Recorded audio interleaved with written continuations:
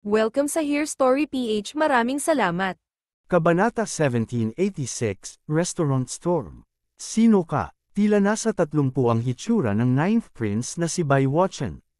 Tahimik siyang tumingin kay Yun Xiao habang nagtatanong. Taglay lang niya ang lakas ng isang martial emperor, at kahit hindi niya lubos na nakikita ang katauhan ni Yun Xiao, naramdaman niyang hindi ordinaryo ang lalaki. Nakapukaw ito ng kanyang interes. Ika'y si Bai Wuchen? Tanong ni Yun Xiao. Ikaw ba si Bai Wuchen? Lalaki ang magpapatuwid sa iyo, sabay sigaw ng dalawang gwardya sa harap ni Bai Wuchen. Kusang lumabas ang kanilang mabangis na aura na parang sumasabog na bulkan. Nagtangkang hampasin si Yun Xiao. Pareho silang 6-star martial emperors, kaya mas nakakaramdam sila ng kakaiba sa paligid ni Yun Xiao kaysa kay Bai Wuchen. Ngunit sa tingin nila ay kakaiba lang ito at hindi agad nag-alala. Sa sinaunang martial empire, sapat na ang dalawang 6-star martial emperors para lutasin ang karamihan ng problema. Umiikot ang pressure ng dalawa ilang hakbang mula kay Yun Xiao, dahilan para malaglag ang makukulay na balahibo ng mga mananayaw sa malayo at magpagaspang ang kanilang mga sigaw ng takot. Ano ito? Nagulat ang dalawa sabay. Hindi sila makapaniwala sa kanilang nakita. Nagkatinginan sila at may kumislap na lamig sa kanilang mga mata. Sinubukan nilang magbakas ng tingin. Huminto. Biglang tumigil si Bai Wuchen. Kumislap ang kanyang mga mata at malakas niyang sinabi, "Dito, bigyan ninyo ng upuan ang kaibigan na ito." Doon lamang tuluyang inurong ng dalawang 6-star martial emperors ang kanilang aura at umatras sa gilid. Alam nila ang iniisip ng Ninth Prince. Mahilig siya sa talento at nais niyang ay lapit ang lalaking ito sa kanyang pamamahala. "Huwag na," sabi ni Yun Xiao. "Nandoon ba si Jun Ruyen? Sabihin ninyong lumabas at makita." Ako, muling nanahimik ang lugar. Nagbukas ang mga bibig ng lahat. Maging si Bai Wuchen ay napatingin ng sandali bago ito nagtanong, "Kilala mo si Prince Consort Ruyen?" Hindi sumagot si Yun Xiao at nagsabi, "Alam kong wala siya rito. Sabihan ninyo siyang lalabas at makita ako ngayon." May ilang cultivators na sumilip at bumulong sa tenga ng isang lalaking may buong balbas. Biglang nagningning ang mga mata ng lalaking may balbas. Dinurog niya ang mesa at sumigaw, "Batang laki, pinatay mo ang mga tao ko." Tumingin si Yun Xiao at nagtanong, "Ikaw ba ang Master Bao na sinasabi nila?" "Ako nga," tugon ng lalaking may balbas. "Ako ang head butler ng Ninth Prince, ako ang namamahala kay Tao Wu." Bago pa niya matapos, may lumitaw na butas sa kanyang noo at sumabog ang dugo.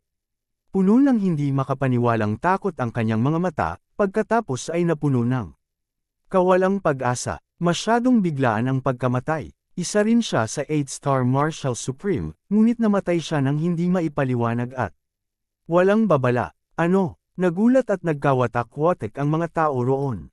Alam ng lahat na si Yun Xiao ang may gawa dahil nakataas ang kanyang isang daliri, ngunit walang nakakita ng anumang paggalaw niya.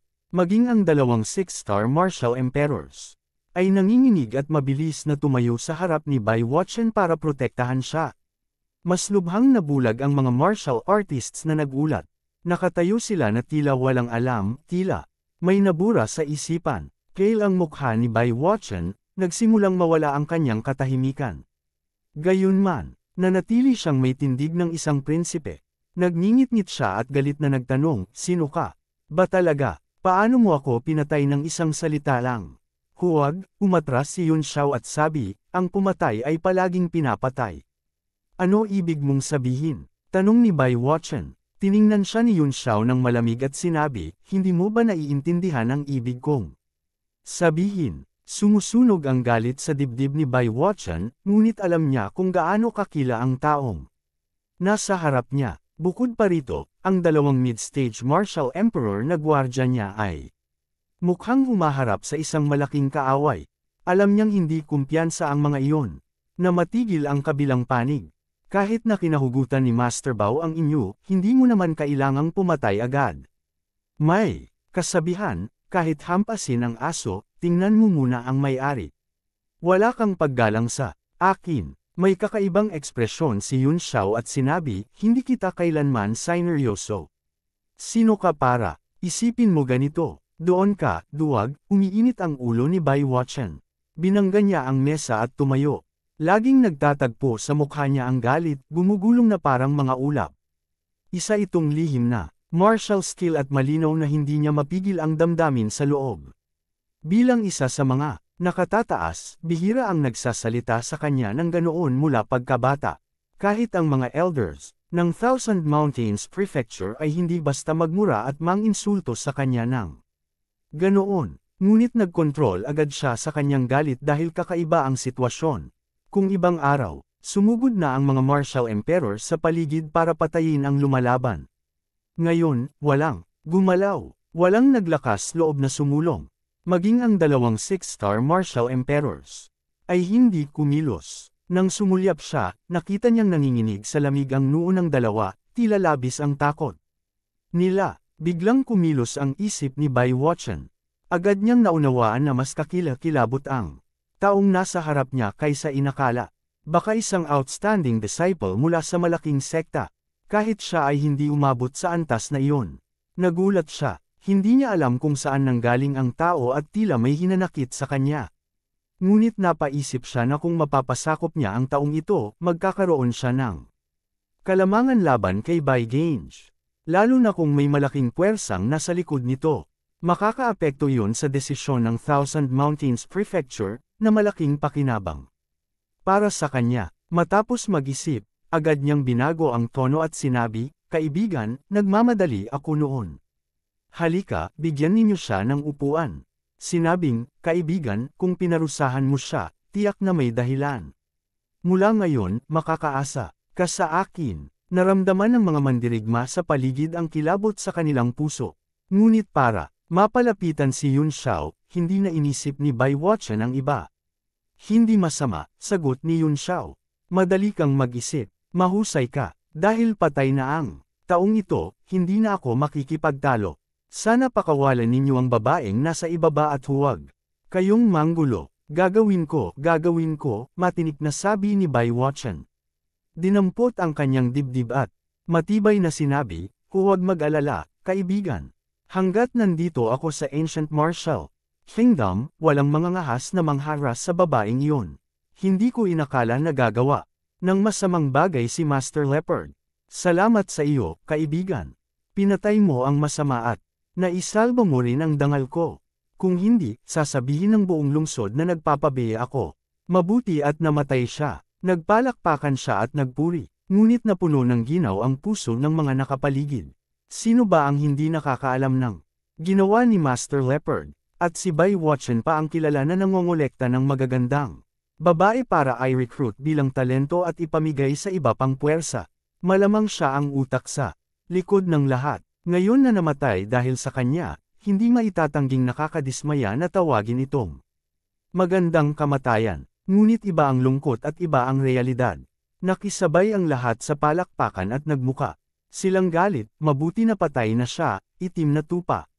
Matagal na dapat patay ito. Puno ng sariling katwiran ang lahat at nagmukha silang matuwid, kabaligtaran ng kanina. Habang nagyayaman sa alak at babae, namangha ang mga mananayaw, parang hindi kilala ang kanilang mga manunood.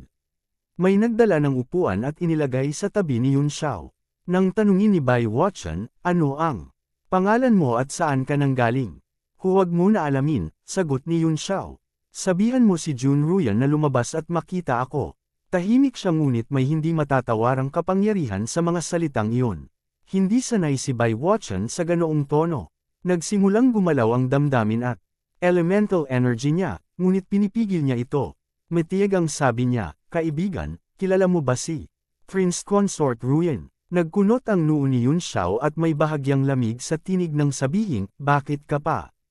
Paangin ng mga salita, may pinuri na kita at nagiging handal ka na. Napagod na ang pasensya ko. Madulas ang temperatura sa buong arena. Nang hamupa ang usok, nanginginig ang lahat sa ginaw. Para silang nasa loob ng yungib ng yelo. Maging ang dalawang 6-star martial emperors ay parang nahulog sa ice cave, lalong natakot. Sobrang napalampas nila ang tinatayang lakas ng kalaban. Mukhang lampas pa siya sa kanilang imahinasyon. Biglang kumislap ang mukha ni Yun Xiao. Sumabog ang liwanag sa kanyang mga mata. Tumitig. Siya pataas at parang tumagos ang kanyang tingin sa bubong hanggang sa walang katapusang kalangitan. Sabihin mo kay Junruyan na hahanapin ko siya agad. Sa isang putok ng berdeng liwanag, nawala ang katauhan ni Yun Xiao sa restaurant. Naiwan lamang ang kanyang salita na umalingaw sa hangin at pumailan lang sa tainga ng lahat.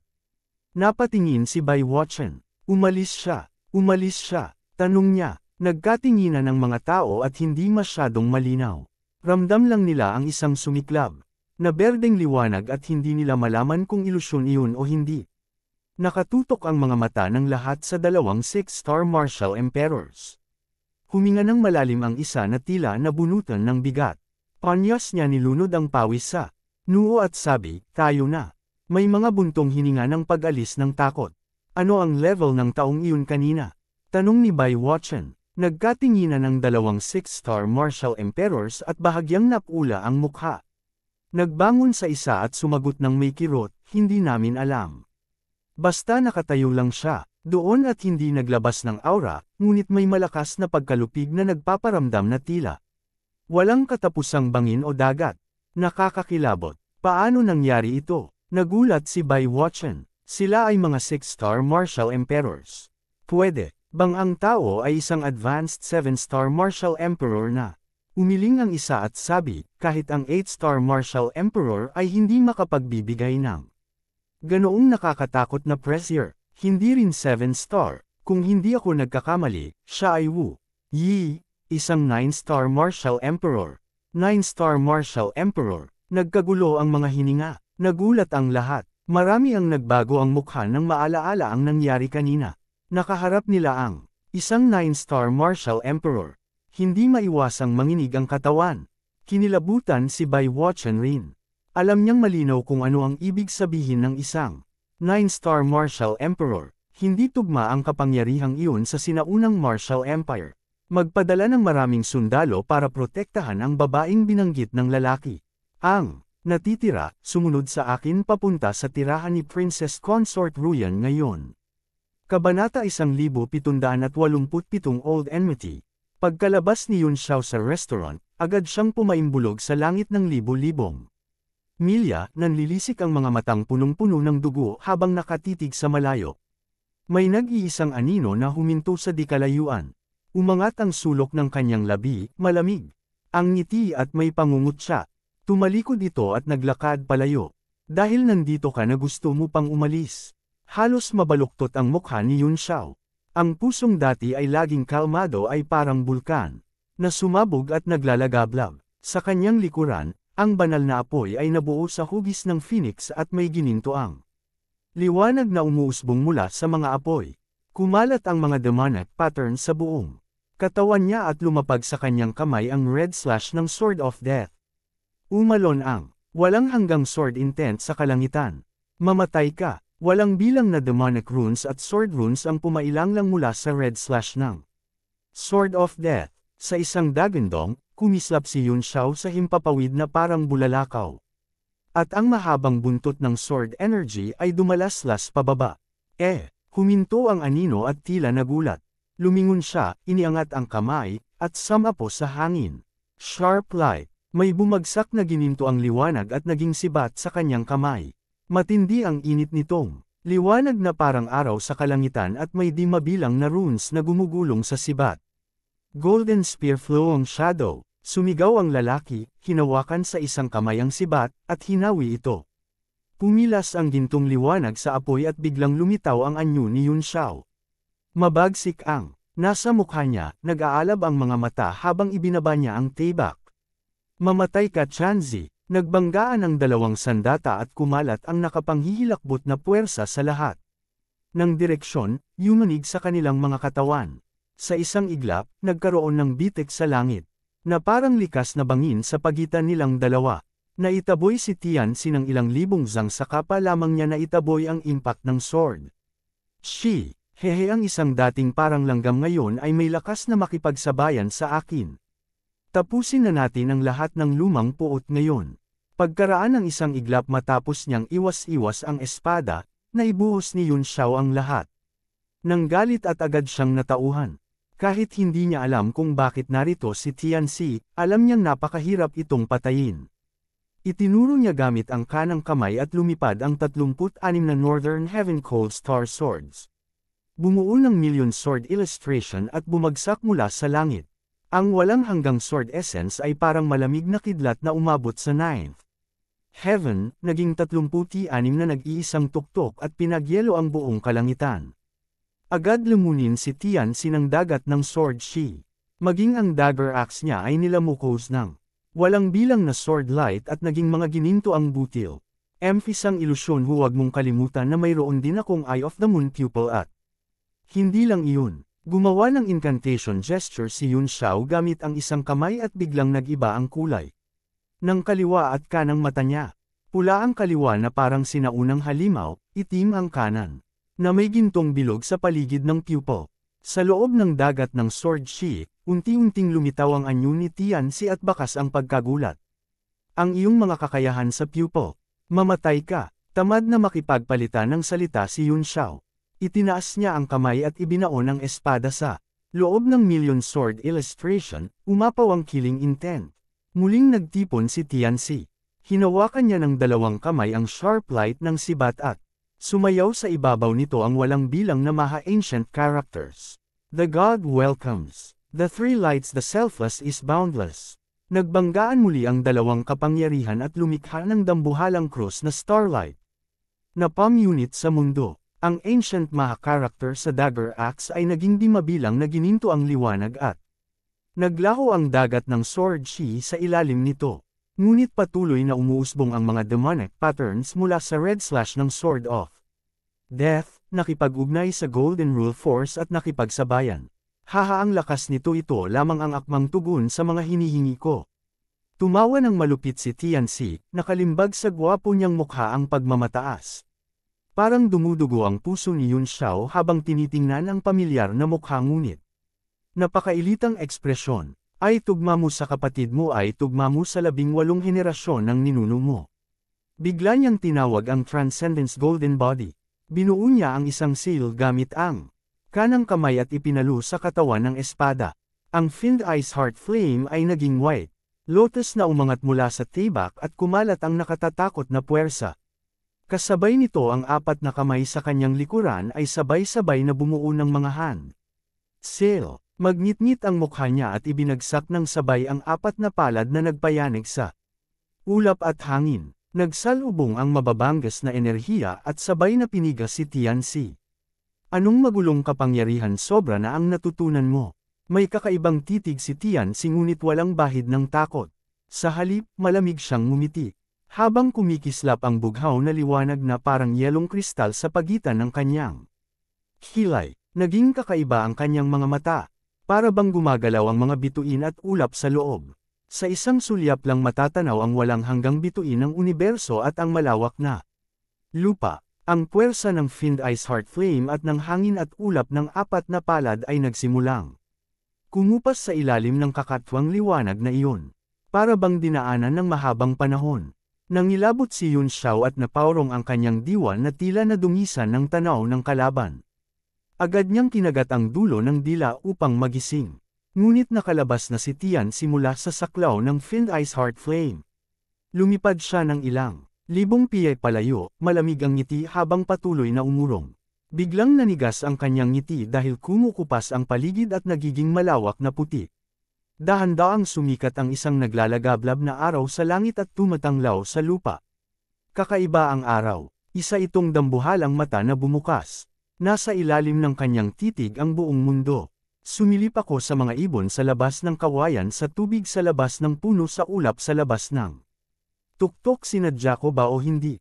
Dumarating ang mga ibon upang manilip, ang buwan ay sumisilip sa alak at ang nyebe ay sumisilip sa mga aklat, ngunit nakikita nilang wala siyang puso.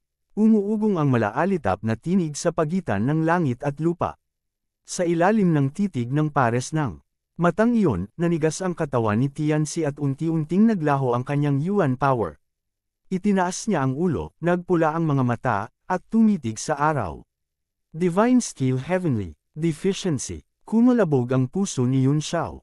Unang beses niyang narinig ang pangalang Tian Kei, kaya Lihim niya itong inukit sa isip. Gumalaw ang dalawang naninigas na braso ni Tianzi at bumuo ng seal sa harap niya. Nagniningas ang kanyang mga mata at kumikislap ang mga gintong runes sa loob ng apoy.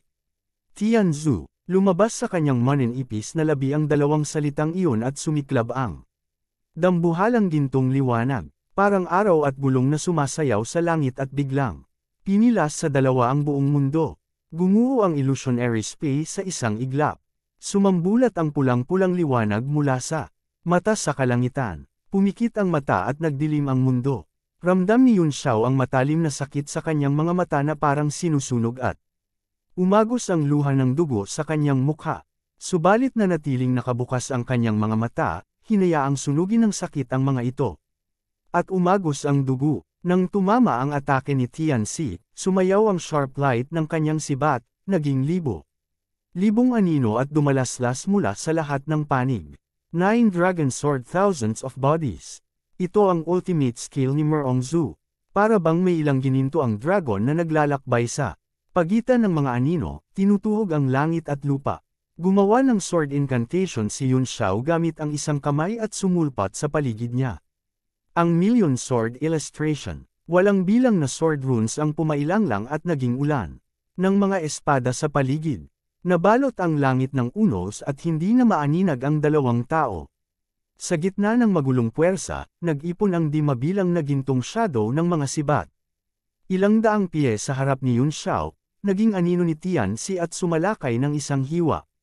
Samalag si Yun Xiao at itinindig ang espada sa harap niya, at sumambulat ang nakapapasong. Gininto ang liwanag sa lahat ng dako na parabang nasa gitna sila ng isang nag-aapoy na araw. Napakatibay ng katawan mo, isang hakbang na lang sa Great Completion. Sok-sok talaga namang nakakatukso. Kumikislap ang mga magetama na simbolo sa mga mata ni Tianzi habang nakatitig siya sa tatlong kulay na liwanag na umusbong sa katawan ni Yun Xiao at nagpuri. Kung natutokso ka rito, pagkakalooban kita ng karangalang mamatay sa ilalim ng katawang ito.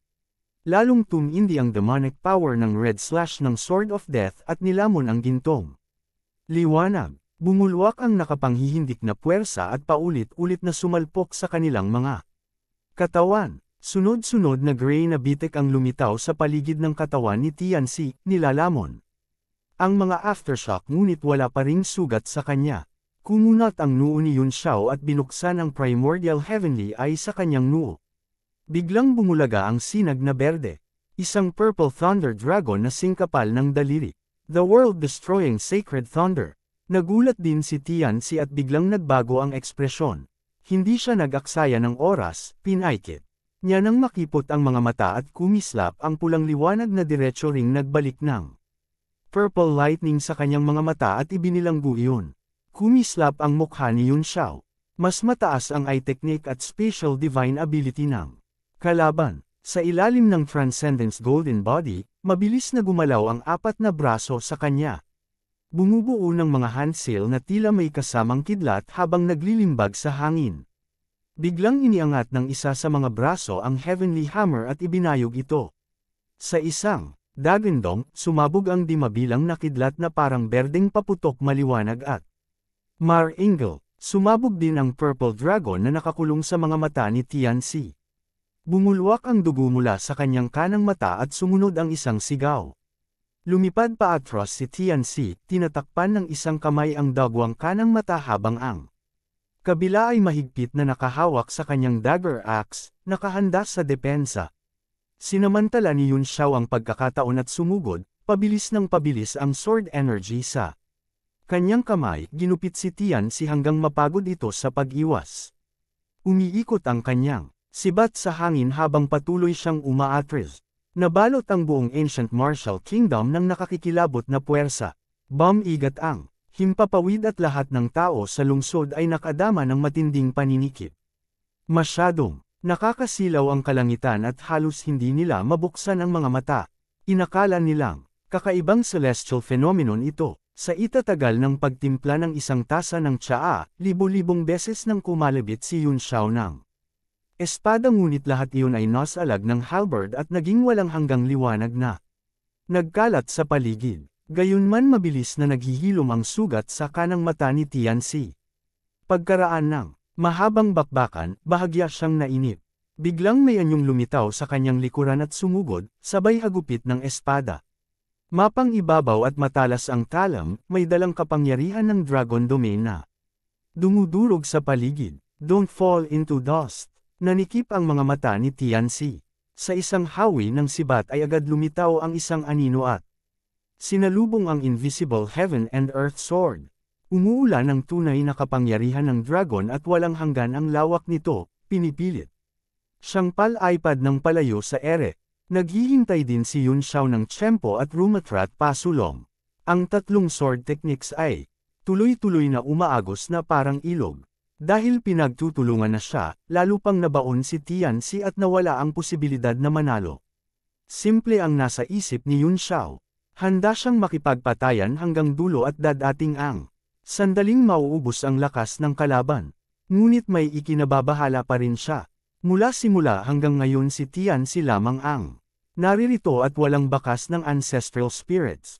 Maging si Ningqiu ay nawawala. At kahit dahado si Tianxi at palaging tinatamaan ng stellar energy hindi siya natataranta.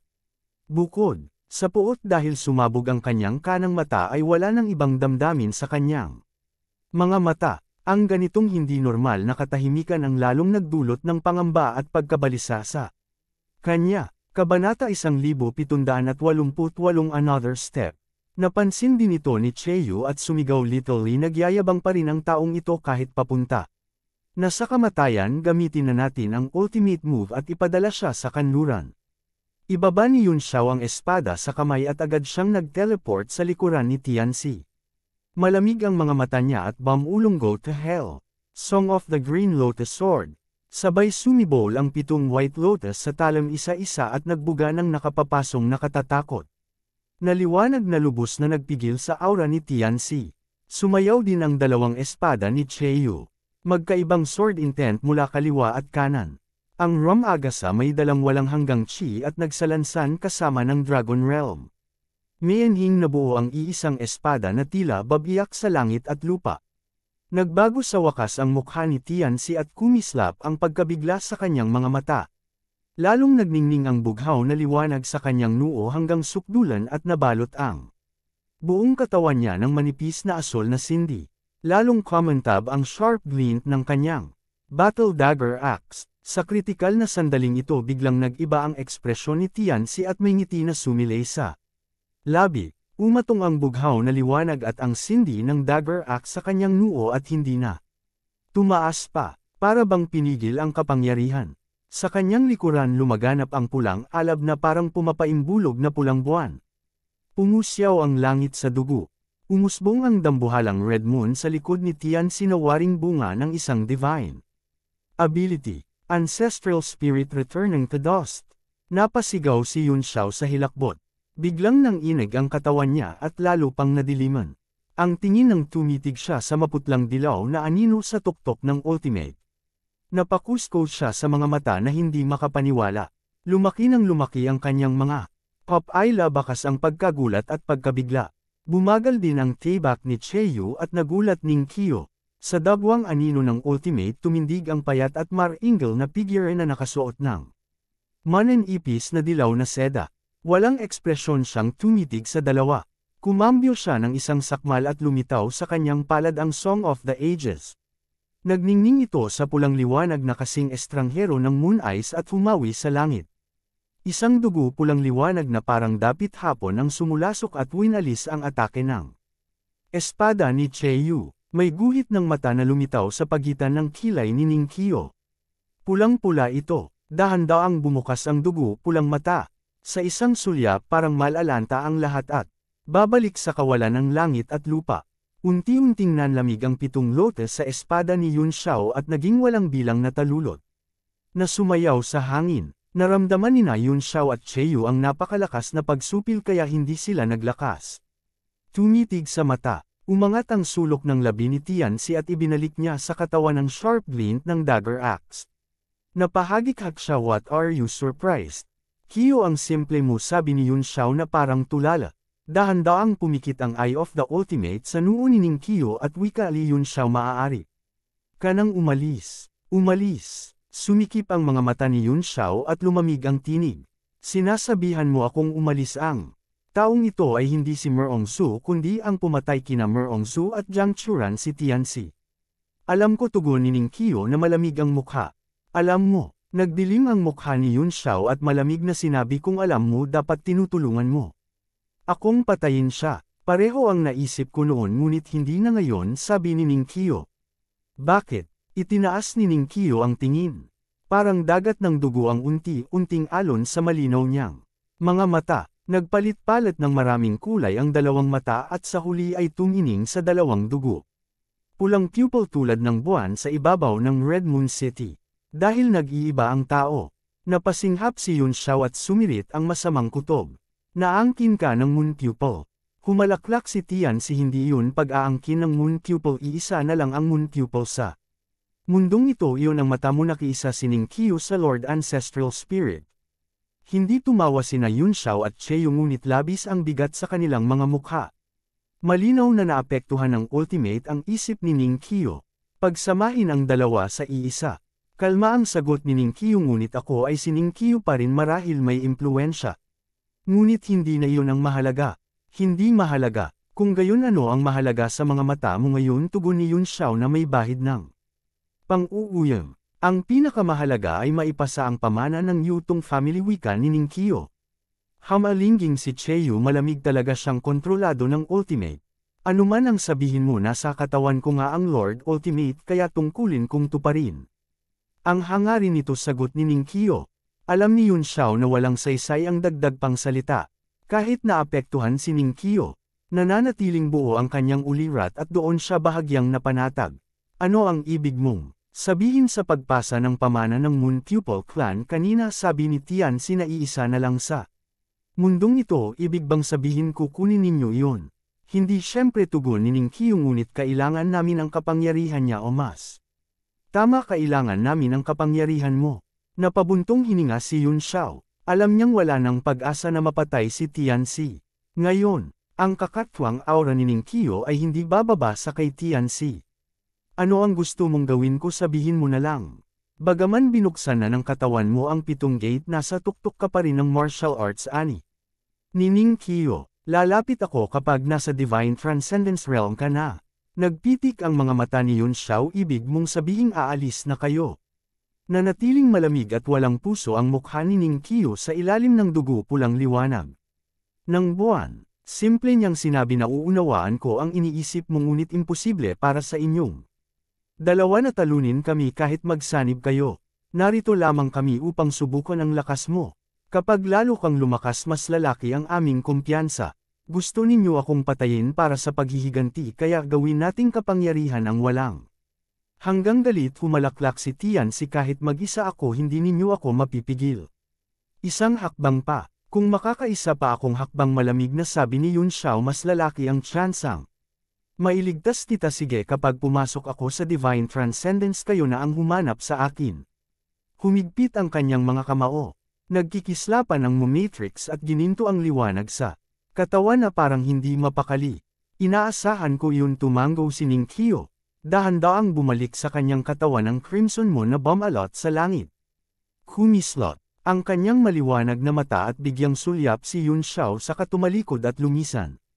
Kasama si Tianxi, lalong lumayo ang dalawa sa himpapawid at agad na naglaho sa paningin ni Yun Xiao.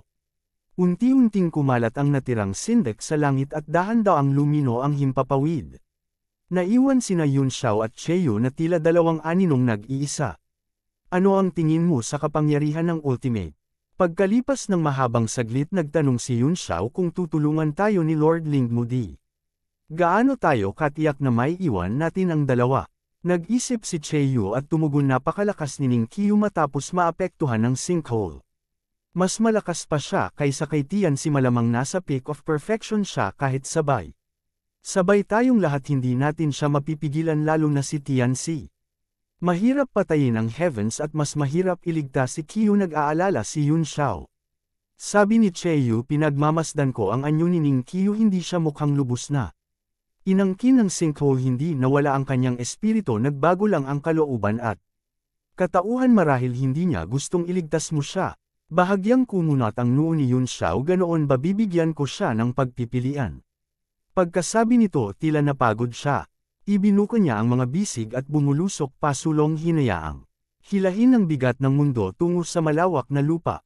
Nakakunot din ang noo ni Cheyu. Napabuntong hininga siya at sumunod. Ang mabangis na labanan sa itaas ng Ancient Martial Empire ay yumanig sa hukuman at sa bayan. Para sa karaniwang tao isa lamang itong kakaibang kalagayan ng kalikasan, ngunit alam ng mga makapangyarihang martial artist na may mga master na naglalaban. Ngunit walang naglakas loob na lumapit. Ang kanilang spiritual sense ay nalantakan ng puwersa kahit pamula sa ilang libong piye, kaya wala silang alam sa nangyayari sa loob. Nakakatakot ang kababalaghan. Gawa ba ito ng taong iyon kanina?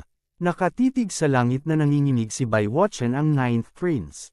Hindi pa sila gaanong nakalalayo mula sa restaurant nang yumanig ang lupa at masupol sila ng nakakikilabot na aura. Maging ang dalawang 6-star martial emperors ay walang nakita sa itaas. Damang-dama lang nila ang sunod-sunod na nakapangangilabot na alon na nagpanginginig sa kanila. May nagsabing tila nagulat ang tao kanina at agad nakatagpo ng ganoong laban pagkalabas niya, at ang lakas niya ay nasa peak ng 9-star, kaya malamang iyon na nga. May isa pang nag-alala, kilala ng taong ito si Prince Consort Ruyun. Hindi ko alam kung biyaya o kamalasan kung kaaway siya ng Lord Prince Consort. Kung gayon, nang inag ang lahat, kasangga nila si Jun Ruyun, at kung ganoong nila lang ang kaaway, malalagay din sila sa panganib. Basa ng pawis ang noo ni Bai Wuchen. Himala na lang na buhay pa siya matapos masenghal ng ganoong entidad ang tauhan niya.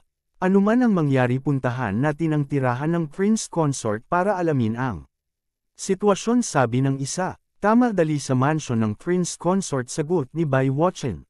Nagpasya na siya. Kung kaaway ni Jun Ruyun ang taong yun, siya ang unang magtatakda ng malinaw na hangganan sa pagitan nila.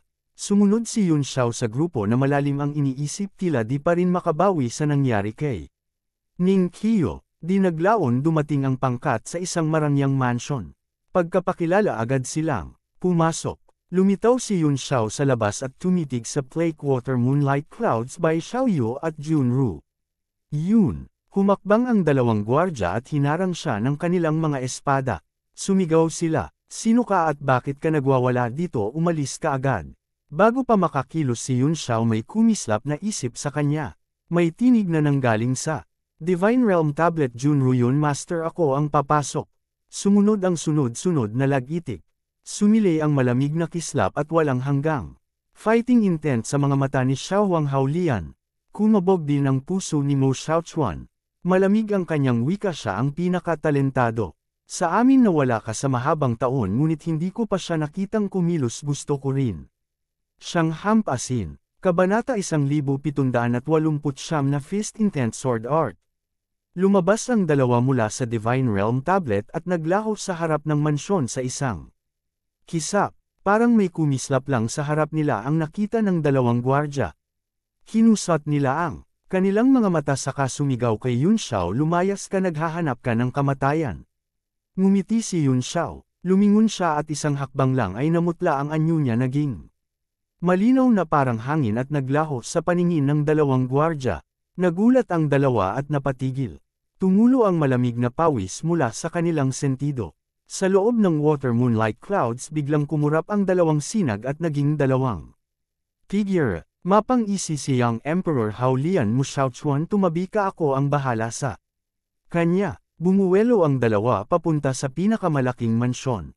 Kumislap si Mo Xiaochuan sa himpapawid at naglaho. Iniwan si Haolian na mag-isa sa ere malamig na nakatingin pababa. Sa bulwagan ng mansyon, nakaupo sa itaas si Ninth Prince Bai Wuchen na balisa. May babaeng nakaputing damit na pumasok kasama ang mga lingkod. Marangal ang babae at may magaan na alangas-ngas ng espiritu. "Ninth Imperial Brother, bakit ka balisa? May nangyaring malaki ba?" Pagkakita ni Bai Wuchen, agad siyang nagtanong nasaan si Jun Ruyun. Si Bai Xiaoyu ang babae. Kumunat ang kanyang noo. "Ninth Imperial Brother, alam mong nasa seclusion na ang asawa ko sa maraming araw. Ay bilasan mong ipatawag siya." Sigaw ni Bai Wuchen. Ano man ang ginagawa niya, hindi ito mabuti. Nagulat si Bai Xiaoyu. May ginagawang masama ba si third brother? Nagpapabantay ako at tila Walang kakaiba. Naramdaman mo ba ang kababalaghan sa langit kanina? Tanong ni Bai Wuchen. Siyempre sagot ni Bai Xiaoyu, nagulat ako sa laki ng kaguluhan. Tiyak na labanan iyon ng mga pinakamalalakas sa ibabaw ng Ancient Martial Kingdom. May kinalaman ba iyon sa atin? Puno ng pagkabalisa at maging takot ang mukha ni Bai Wuchen at isinalaysay niya ng detalyado ang nangyari sa restaurant. Natigilan si Bai Xiaoyu. Pagkaraan ng sandali napasinghap siya at namutla. 9th Imperial Brother, ang ibig mong sabihin may 9-star Martial Emperor na naghahanap ng gulo sa asawa ko? Sa palagay ko oo, sabi ni Bai Wuchen. Kumusta ang seclusion ni Fu ngayon, kaya ba niyang salagin? Umiling si Bai Xiaoyu, napakahalaga ng seclusion na ito para sa asawa ko. Hindi niya sinabi ang masyadong detalye, tanging ang pag-unlad ng kanyang cultivation ang mahalaga, ngunit kahit ganoon hindi ako kumpiyansang kaya niyang lumaban sa 9-star Martial Sovereign. Ano ang gagawin natin? Balisa si Bai Wuchen. Baka pati ang Thousand Mountains Prefecture ay iiwas na mang-udyok ng ganitong kalaking kaaway. Mas malala ang kahihinatnan ng mang-inchik ng 9-star Martial Sovereign kaysa mang-away ng prinsipe kahit malapit na sa trono ang prinsipe. Sa alaala ko, kailanman ay hindi ka nakagalit ng ganoong antas. Baka may hindi pagkakaunawaan, tanong ni Bai Xiaoyu. Sana nga, pag-aasa ni Bai Wuchen, at sa tingin ko nakakatawa rin kung nakagalit tayo ng ganyang tao. Tatagpas iyon ng bagyo sa buong imperyo. Nanatiling kalmado si Bai Xiaoyu. 9th Imperial Brother, huwag mong isiping mabigat. Haharapin natin kung ano ang darating. Kung hindi masalag, tatanggapin ang kapalaran sa harap. Nang lubos na lakas, lahat ay langgam. Hey, matalas ang isipan ng asawa ni Jun Ruyun. Kung gayon, ipatawag mo na siya at hayaan mong mamatay. Mula sa labas ng bulwagan narinig ang tinig ni Young Emperor Hao Lian, kasunod ang ugong na nakabibingi. Nabiyak ang isang dambuhalang puting jade na haligi at lumipad ang isang pirasong ilanggam ang haba, pumasok sa bulwagan at bumaon sa lupang sahig sabay lipad. Nang walang bilang na tipak, nagulat ang mga martial artist at agad nilang pinrotektahan sina 9th Prince at Bai Xiaoyu sa kanilang likuran. Namutla ang dalawang 6-star Martial Emperor. Sino ka? Tiyak nilang hindi si Yun Xiao ang dumating, ngunit ang aura nito ay mas mataas pa kaysa sa kanila. Hamampas ang malamig na hangin mula sa labas at may taong tumindig sa itaas ng Jade Pillar. Nakakrus ang mga braso, nakatindig mag-isa, malamig ang ngiti. Sino ka, Ginoo? Anong sama ng loob ninyo ng asawa ko? Tanong ni Bai Xiaoyu na balisa. Kapag lumabas si Jun Ruyun, mauunawaan niya kung sino ako at anong puot ang dala ko. Ipatawag mo na siya at hayaang mamatay. Malamig ang tinig ni Young Emperor Hao Lian at nagsipukan ang mga kamao. Ang battle intent sa kanyang katawan ay naging apoy. Sa paglatag ng kapangyarihan, nag-atrasan ang mga martial artist at hindi nang ahas lumapit. Mapait ang loob ni Bai Wuchen. Hindi pa tiyak kung kakampi o kaaway ang naunang, ngunit ang nasa harap nila ay hayagang paghihiganti. Kailan ba nakagalit ng ganito karaming makapangyarihan si Jun Ruyun? Kung alam ko lang, hindi sana ako sumama. Akala niya ay malaking punong masisilungan si Jun Ruyun. Ngayon napagtantong kamatayan ang naanyayahan niya. Takot din si Bai Xiaoyu. Nanginginig ang tinig, nasa seclusion ang asawa ko kahit naghihiganti. Maghintay ka hanggang matapos siya at makipaglaban ng patas. Ngayon inaapi mo ang mahihina. Anong galing yun? Seclusion. Kumunat ang noo ni Young Emperor Hao Lian. Kung ibang bagay lang sana ay sasugad na siya at papatayin ito kahit ano pa ang kapalit, ngunit may antas ang bigat ng seclusion. Kung puwersahang putulin at maapektuhan ang pag-akyat ng antas, magiging delikado.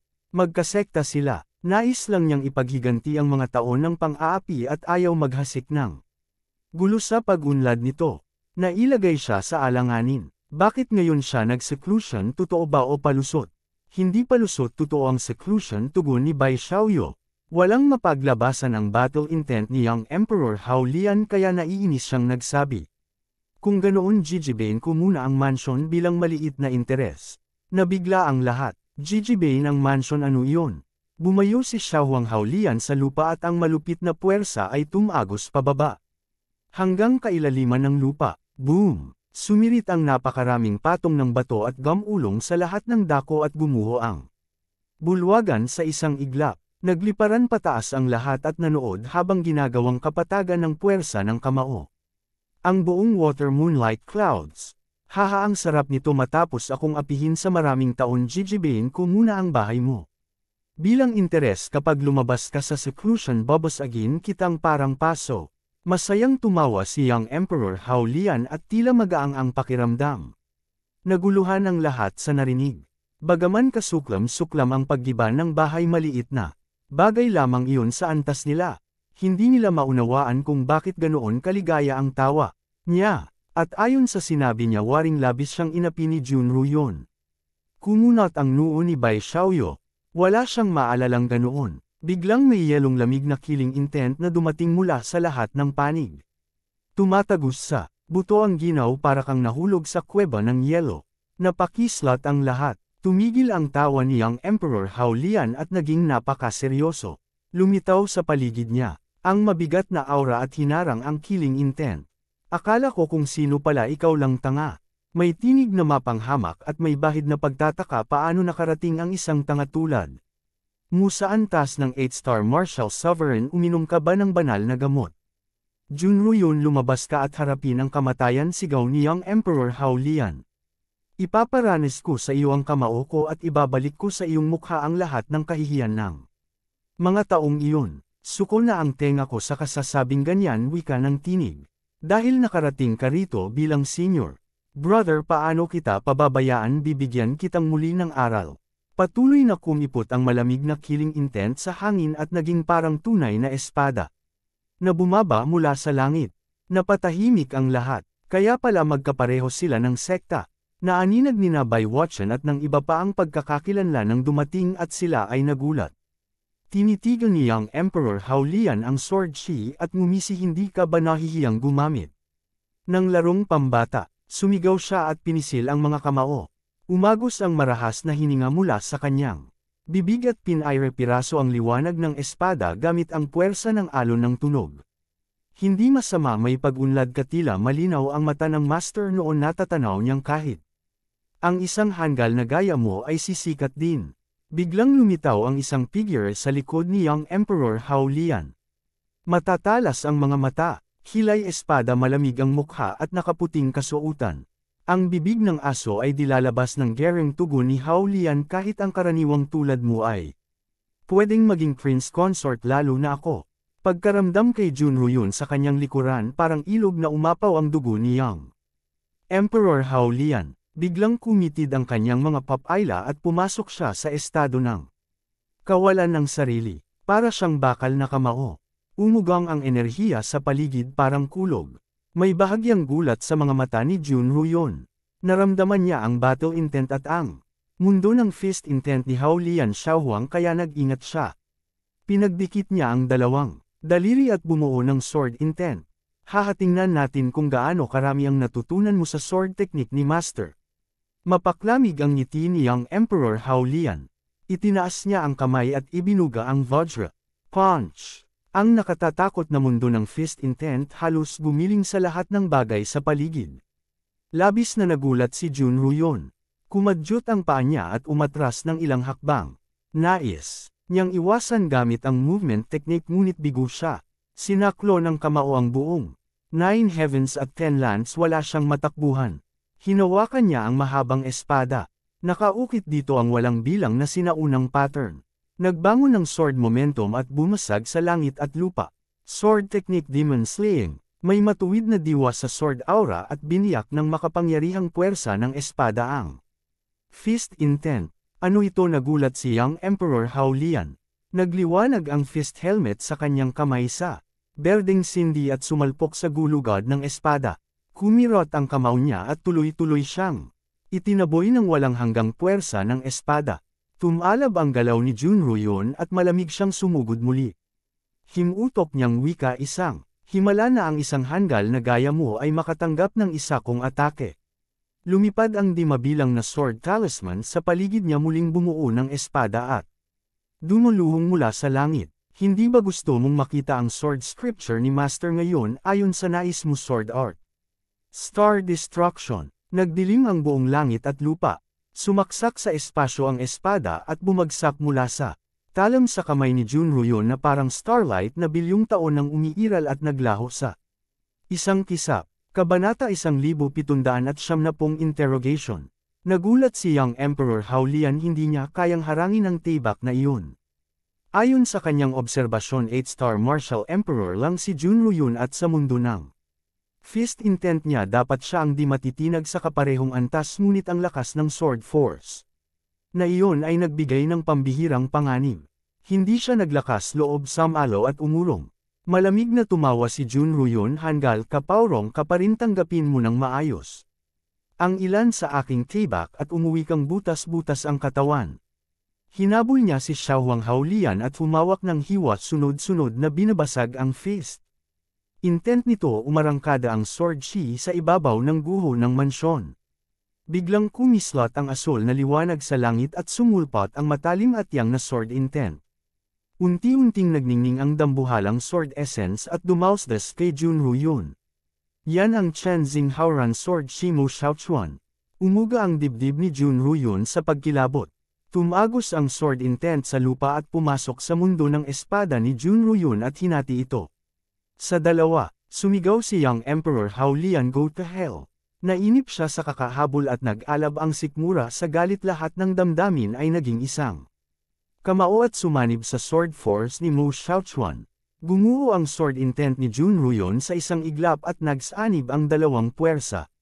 Nabigla siya at tumindig, hawak ang espada, pinilit paliitin ang espasyo ng sword intent upang maging hangganang depensa. Boom! Sandali lang hinarang ng hadlang at bigla itong nadurog. Lahat ng puwersa ay sumalpok sa katawan ni Junro yun, gumuhit ng bakas sa lupa na ilang libong piye ang haba.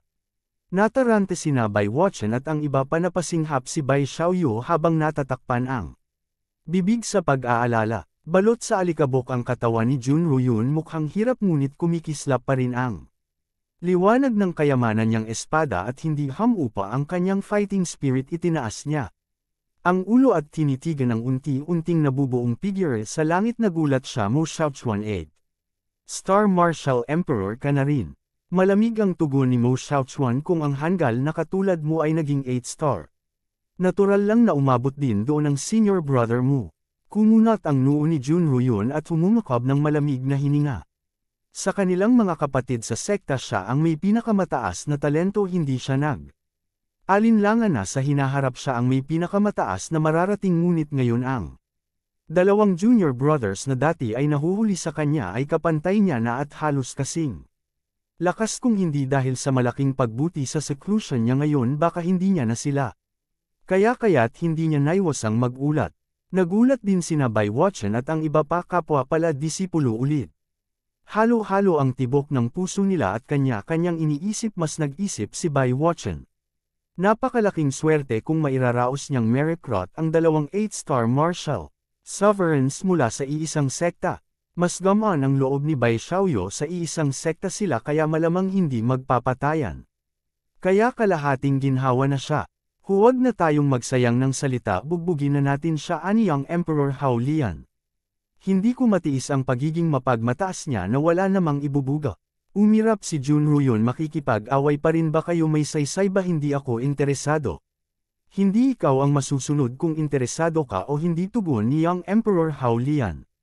Umiwas si Junro yun sa pakikipagpalitan at nagtanong, paano kayong nagsama? May oras pa kayong bumisita sa Ancient Martial Kingdom. Para bisitahin ka, sa tingin mo ba may mukha ka pa? Malamig ang tawa ni Mo Xiaochuan, nagyayelo ang ekspresyon. Anong ibig mong sabihin? Naramdaman ni Junro yun ang puot at tinaasan niya ng kilay. Nasaan ka nang mamatay si Master sa Tiandang Mountains? Tanong ni Mo Xiaochuan. Mabilis nagbago ang mukha ni Junro yun, pero agad ding bumalik sa normal, ngunit hindi maganda ang anyo. Nasa Ancient Martial Kingdom ako, syempre. Sinalubong siya ng malamig na titig ni Mo Xiaochuan na worry bang binubutas ang kanyang dibdib. 15 taon na ang nakalipas, Martial Supreme ka na dapat noon, tama ba? Pumunta ka ba sa Tiandang Mountains upang siyasatin ang dahilan? Nakatayo si Junro yun na magkasalikop ang kamay. Noon ay 2-star Martial Sovereign pa lang ako. Kung pupunta ako sa Tiandang Mountains, parang humihingi ako ng kamatayan. Tunay na ikaw ay taong takot sa kamatayan. Nanggigil si Young Emperor Haulian kung Martial Emperor ako noon susugod ako agad. Sinulyapan siya ni Junruyon buti na lang at hindi ka Martial Supreme noon kung hindi wala. Kana ngayon dala ninyo ba ang sama ng loob dahil hindi ko siniyasat ang pagkamatay ni Master kung sumugod ako ng walang isip sa Tiandang Mountains at namatay roon. Matatawag ba akong tapat at makatarungan? Plano mo bang pumunta pag lumakas ka lang ang tanong ni Mo Xiaochuan ngunit sa paglipas ng panahon mahirap nang makakita ng bakas. Mas mabuti yun kaysa mamatay wika ni Junruyon mukhang hindi lang sa talento tayo. Nagkakaiba pati sa talino kung narito pa si Master matutuwa ba siyang sumugod tayo sa Tiandang Mountains. Napatda ang dalawa at kumunat ang noo si Yun Xiaoman ay hindi papayag na hayaan lang sila. Umirap si Young Emperor Haulian lagi mong iniisip na napakataas ng talento mo ngunit 8 star ka lang din gaya namin Sok. Kumunat ang noo ni Junruyon yan din ang nakapagtataka sa akin paanong nagkataon. Ganoon pareho ba kayong may nakuhang pagkakataon? Hindi mo kailangang malaman tugon ni Mo Xiaochuan dahil malinaw na ang usapan hindi ka na namin sisisihin may iba kaming pakay sa iyo. Ano yun yuzisa ni Junruyon? Alam mo bang nag-reincarnate si Master at nagbalik sa mundong mortal tanong ni Mo Xiaochuan. Biglang tumawa si Junruyon hahaha si Li Yun Xiao ba ang tinutukoy ninyo paano naniwala? Ang dalawang senior at junior brother sa ganyang walang kabuluhan nasaroon na ba kayo sa kaiisip kay Master? Bakit hindi galit na sagot ni Young Emperor Haulian alam ng buong mundo na si Li Yun Xiao? Ang reincarnation ni Master hindi mo ba talaga alam o nagtatanga-tangahan ka lang? Sumimangot si Junruyon reincarnation nakita ba ninyo mismo o napatunayan ninyo may ganyang bagay ba sa sinaunang tala lumapit ba kayo sa akin dahil kay Li Yun Xiao at ano ang gagawin ninyo kikilalanin ang pamilya o ano? Mag-aalab na rin sana si Mo Xiaochuan ngunit biglang narinig niya ang tinig ni Yun Xiao na kinig. Siya sumandali at bahagyang tumango huwag muna natin pag-usapan yan may iba kaming pakay hindi ito lugar para mag-usap humanap tayo ng maayos na puok. Wasak na ang magandang tirahan ko dahil sa hanggal na iyon na Young Emperor tugon ni Jun. Ruyon kung hindi sana ito ang pinakamainam na oras para magtipon at mag-usap tumingin. Siya kay Bai Watchen sa di kalayuan Your Highness maaari mo ba kaming ayusan ng lugar para mag-usap? Oo agad na yumukod si Bai Watchen kung hindi mamasamain ng dalawang ginoo dumiretso kayo sa aking mansion. May bahagyang galit at tuwa sa puso niya sa anyo ng lahat hindi naman malalim ang puot ng tatlong magkakapatid at tila mas matibay ang samahan ng magkasekta mukhang may asang may papanig ko sila. Ano ang palagay ninyo tanong ni Junruyon? Ikaw ang may-ari ng lugar na ito ikaw ang masusunod tugon ni Mo Xiaochuan. Agad silang tumungo sa tirahan ng Ninth Prince ang guho ng Water Moonlight Clouds ay inayos kaagad at sinimulan ang pagtatayo ng bagong mansyon. Pinabalik ni Bai Watchen ang kanyang mga tauhan at naghanda ng masasarap na pagkain. Spiritual pulp at piling prutas para sa pagtanggap. Umupo sina Junruyon at ang dalawa inupo niya sa yulunan sina Mo Xiaochuan at Haulian. Xiaohuang siya naman si Bai Xiaoyu at si Bai Watchen ay sa ibabang upuan. Dumiretso sa paksa si Mo Xiaochuan hindi na ako iikot pa ruyan alam mo ba ang Land of No Return sa Thousand Mountains Prefecture. Natigilan si Junruyon at sumagot bakit mo tinatanong napunta na ako sa Land of No Return. Malupit ang kapaligiran at maraming nakatagong panganib ngunit mahusay iyon para sa cultivation. O nagulat si Mo Xiaochuan na puntahan mo na pala mabuti yun babalak naming pumunta sa Land of No Return kaya pinakamainam na pamilyar ka sa daraanan.